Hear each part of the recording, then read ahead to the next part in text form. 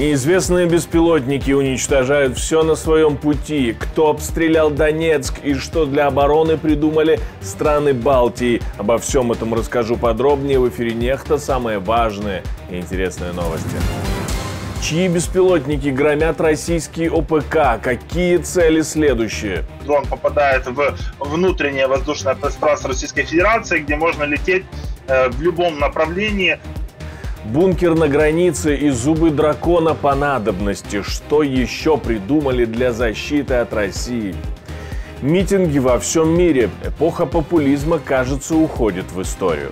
Я скажу очень четко и прямо.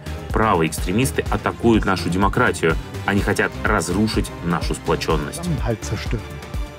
Спасибо, что смотрите, спасибо за доверие. Не забывайте ставить лайки, не забывайте оставлять комментарии. Это, естественно, важно как для нас, так и для Ютуба. Тогда он понимает, что это видео можно показывать остальным.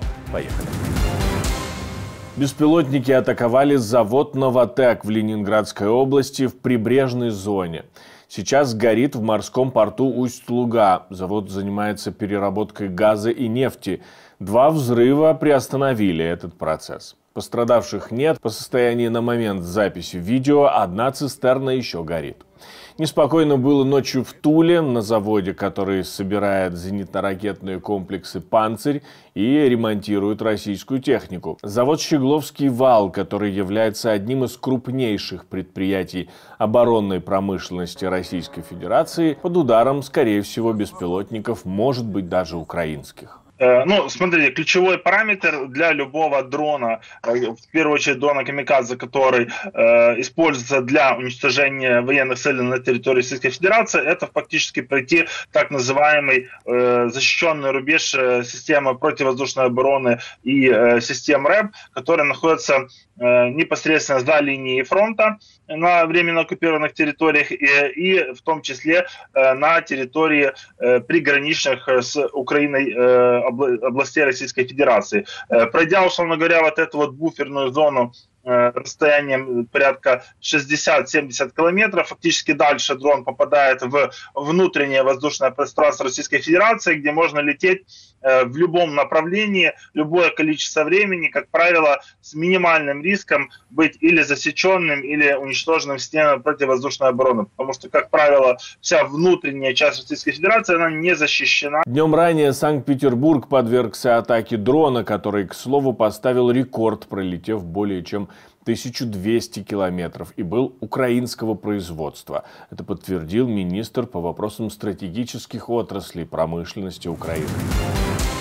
В результате обстрела рынка «Текстильщик» в Кировском районе Донецка погибло 18 человек. О такой цифре известно на момент записи видео. Об этом говорят оккупанты и назначенный ими мэр города.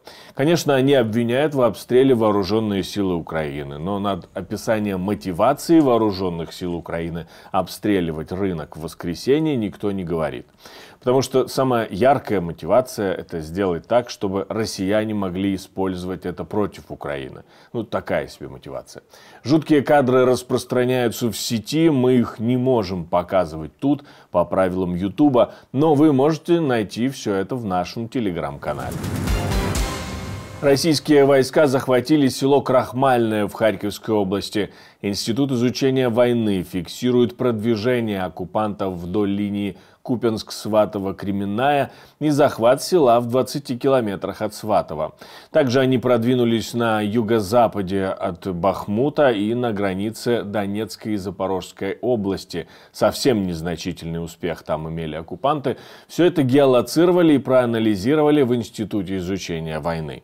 Крахмальное – это был населенный пункт, где проживали 45 человек до начала широкомасштабной войны. Будем говорить так, это 5 домов. И эти 5 домов были разрушены российским агрессором. Наша цель – сохранить жизнь украинских защитников. Их позиции были перемещены на подготовленные запасные позиции, где они дальше продолжают держать оборону.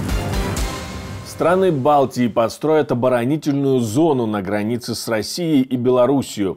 О создании такой линии защиты договорились министры обороны Эстонии, Латвии и Литвы.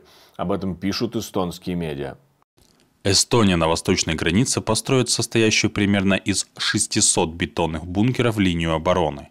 чтобы отразить возможную российскую агрессию. Подавляющее большинство бункеров будет построено в Ида-Вирума и на юго-востоке Эстонии, но некоторые также будут расположены у Чудского озера. Бункеры защитят военных от огня противника и осколков снарядов. Условием прочности бункера является то, что он должен выдерживать прямое попадание 152-миллиметрового снаряда. Мы очень тщательно смотрели и анализировали первые дни атаки России на Украину.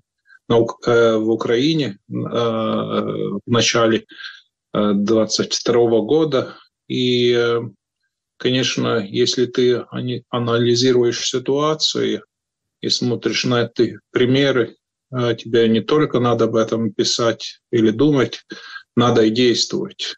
Физически это будет означать, что там будут физические барьеры, которые не дадут России просто вторгнуться в наши страны. Мы понимаем, что мы маленькие страны, и если, например, Латвия решит эти физические барьеры поставить, да, ну, это все может быть, и даже мины, да, тогда вторгнуться, если идти на Ригу, можно это сделать через Эстонию или через Беларусь и Литву. Так что если мы что-то делаем, и это уже давно, мы всегда это делаем вместе. Каждый бункер рассчитан на 10 человек, его размер 30-35 квадратных метров, и он спроектирован таким образом, чтобы подразделение могло противостоять противнику в течение более длительного периода времени. Кроме того, для отражения бронетехники противника необходимы танковые заграждения или так называемые зубы дракона, мины и заграждения из колючей проволоки. Все это есть, но все это выставляться сразу не будет. Устанавливать их в ландшафте вместе со строительством бункеров не собираются, потому что они препятствуют свободному передвижению в мирное время и представляют опасность. Но они хранятся недалеко от восточной границы и могут быть установлены в случае необходимости. Над Афганистаном пропал с радаров частный самолет. Он летел из Индии в Москву. Вероятнее всего, именно его крушение видно на этих кадрах. Российский следком даже возбудил дело, потому что среди погибших, скорее всего, 2 россиян. Предположительно, случилось все из-за отказа обоих двигателей, сообщает источник «Известий». По предварительной информации, у самолета оставалось мало топлива из-за сильного встречного ветра. Тогда было принято решение следовать на аэродром в Душанбе, и в дальнейшем сигнал был потерян. Российские телеграм-каналы пишут, что самолет выполнял чартерный санитарный рейс по маршруту Гая-Ташкент-Жуковский. Пишут, что борт принадлежит Athletic Group, компании, которая занимается спортивными клубами. Но в самой компании говорят, что не располагают подобной информацией. Митинги в Израиле. Люди выходили на улицы в Тель-Авиве, Кесарии и Иерусалиме, чтобы провести одновременные митинги, в которых они требовали сделать больше для немедленного освобождения более чем 130 заложников, удерживаемых Хамас с 7 октября. И требовали отставку премьер-министра Биньямина Нетаньяху. Митинги проходили и в Германии. Там по всей стране люди выходили на акции протеста под лозунгом «Защитим демократию». И все это против ультраправых сил и правопопулистской партии «Альтернатива для Германии». Всего по всей стране насчитали около 300 тысяч митингующих. Выходили даже на курортном острове Зюльт в Северном море. Там около 600 человек приняли участие в протестах. Что сейчас чувствуют более 20 миллионов граждан с миграционным бэкграундом? Они знают, эти правые экстремисты говорят о нас. Мы будем напрямую затронуты этим дьявольским планом. Некоторые из них спрашивают себя, есть ли у них будущее в Германии. Это ужасно. Я скажу очень четко и прямо. Правые экстремисты атакуют нашу демократию. Они хотят разрушить нашу сплоченность. Также на воскресенье запланированы митинги сторонников Алексея Навального. Как заявлено, пройдут они по всему миру. Название акции «Россия без Путина», и в Австралии и Новой Зеландии они стартовали первыми. В Италии во время строительства детской площадки и зоны отдыха раскопали резиденцию римского полководца. Скорее всего, именно там жил Плиний-старший, легендарный писатель, натуралист и командующий римским флотом, который там дислоцировался. Вполне вероятно, что по величественной вилле был 360-градусный обзор Неаполитанского залива. Его могли использовать для стратегических военных целей. Мы считаем, что раскопки более глубоких слоев могут обнаружить еще больше комнат и даже фресок. Это потенциально также драгоценные находки. Спасибо, что смотрите, спасибо за доверие, жду ваших комментариев, лайков и репостов. Как обычно, важна любая ваша реакция для того, чтобы YouTube понял, что это видео можно показывать всем. Ну а у меня на этом все, до встречи и хороших вам новостей.